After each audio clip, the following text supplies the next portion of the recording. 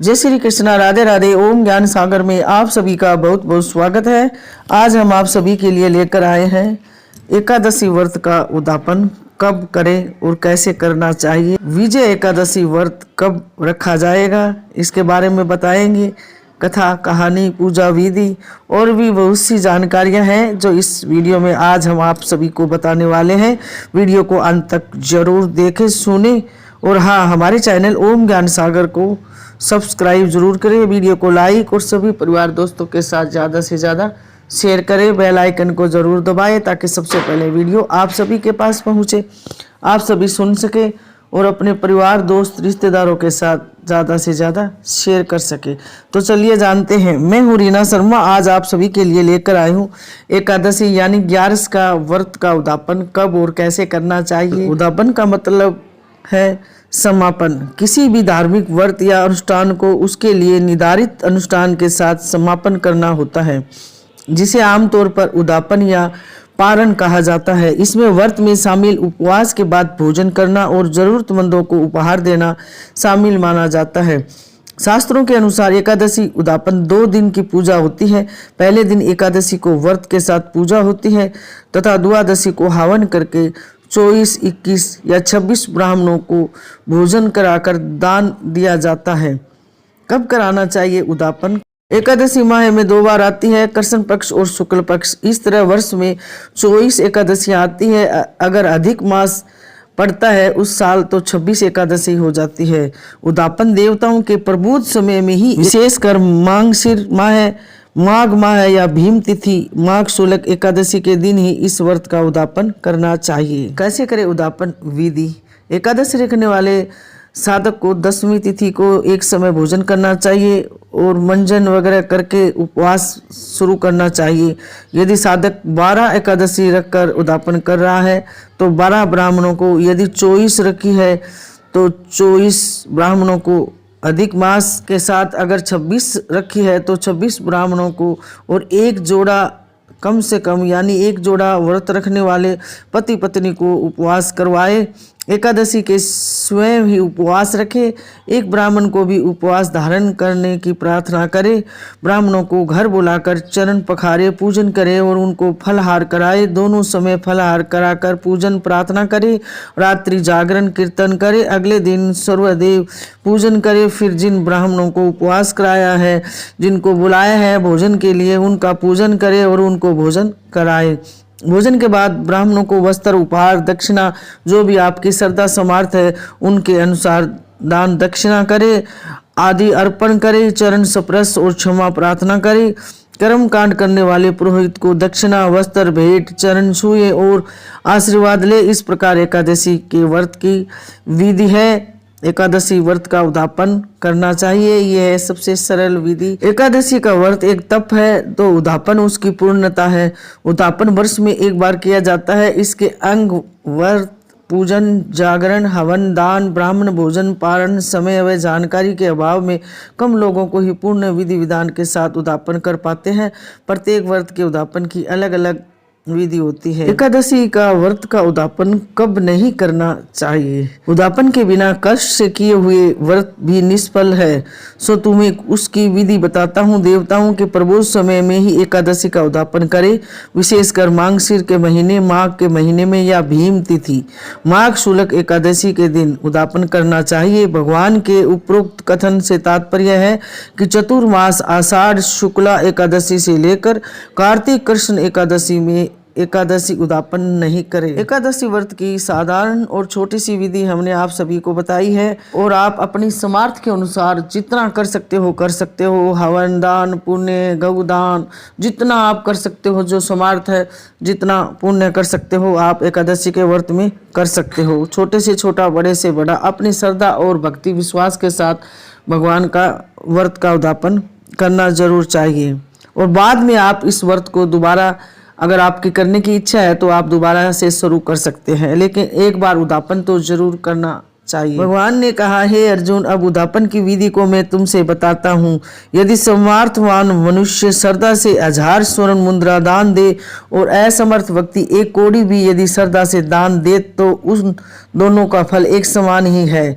दान विधि में जितना बताया है, यदि धन संपन्न व्यक्ति हो, समर्थ हो तो दुगना दान दे, लेकिन असक्त मनुष्य यदि उससे आधा भी दान देता है तो वह दान का पूरा फल पाता है। स्वर्ण मुद्रा प्राचीन समय में प्रचलित थी, इतना अधिक आज के समय में संभव नहीं है। अब रुपए का प्रचलन है। व्यक्ति अपनी जैसी सामर्थ्य हो उस अनुसार रुपए का उपयोगी वस्तुओं का दान करे। विधान के साथ हवन करने में असमर्थ हो तो उसके लिए भी अलग से पंडित जी को दक्षिणा दान देनी चाहिए। चलिए अब जानते हैं 2024 में विजय एकादशी व्रत कब रखा जाएगा, 6 या 7 तारीख को। और एकादशी की उत्पत्ति कैसे हुई? जगत के पालनहार भगवान विष्णु से ही एकादशी की उत्पत्ति हुई थी। विजय एकादशी का व्रत शत्रु पर विजय और वाजपेय पे के समान फल देता है। माना जाता है कि लंका पर चढ़ाई से पहले श्री राम जी ने विजय एकादशी व्रत किया था, जिसके फलस्वरूप उन्हें विजय प्राप्त का वरदान मिला और रावण हार गया। विजय एकादशी व्रत में कथा का स्मरण करने से विजय पाए यज्ञ करने का समान फल मिलता है और कथा जरूर सुननी चाहिए। विजय एकादशी व्रत की कथा आइए जानते हैं। पौराणिक कथा के अनुसार रावण ने जब माता सीता का हरण कर लिया तब श्री राम ने हनुमान सुग्रीव की मदद से लंका पर चढ़ाई की योजना बनाई। राम जी ने सेना सहित लंका की तरफ प्रस्थान किया।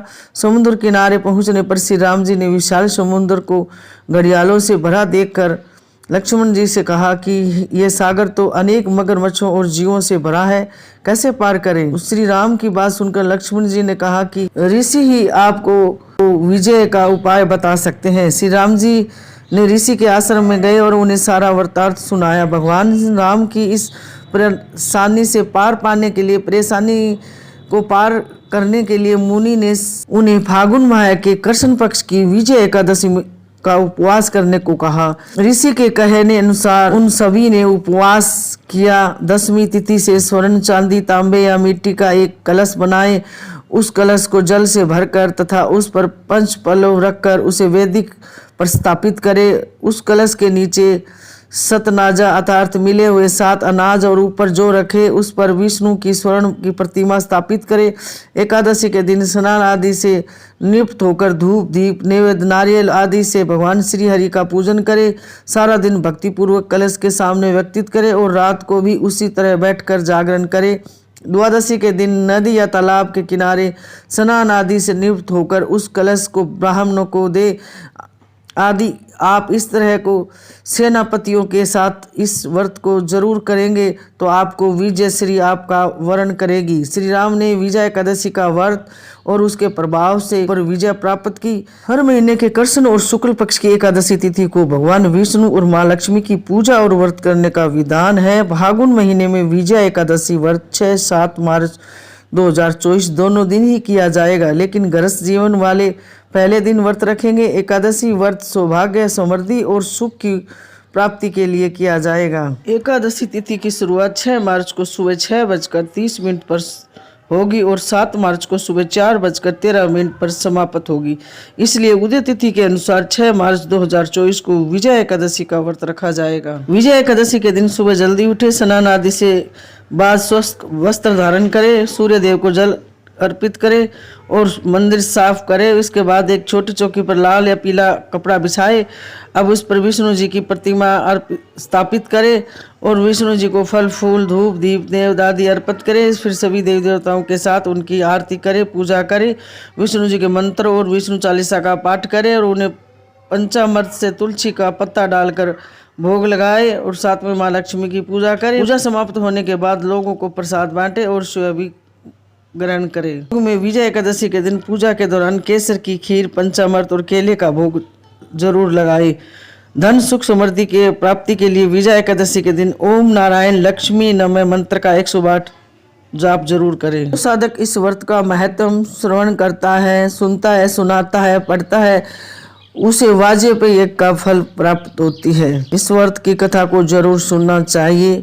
व्रत करने में असमर्थ है तो कथा जरूर सुने और श्रद्धा विश्वास से भगवान का स्मरण करें। यह व्रत एकादशी का आप मौन रहकर भी कर सकते हो। मौन व्रत करने के लिए आप सुबह स्नान आदि करने के बाद भगवान का पूजन करें, संकल्प लें और मन ही मन भगवान का स्मरण करें।